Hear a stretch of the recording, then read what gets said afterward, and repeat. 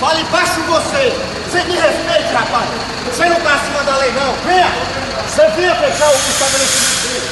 Tá aqui, ó. Lei federal. Quem é você, rapaz? Quem é você pra descumprir a lei federal? Tá aqui. Não vai fechar, não. Vou ficar aqui pra você vir.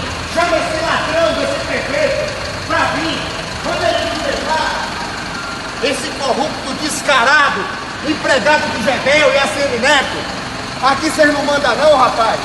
Aqui é lei federal. Como inverter sua cara. Pra trabalhar, seu inútil. Boa, fica isso aqui. Isso aqui é lei federal, rapaz. Chama esse bode velho pra ele vir fechar aqui. Esse corrupto, empregado do Gebel e ACM Neto. Venha, safado.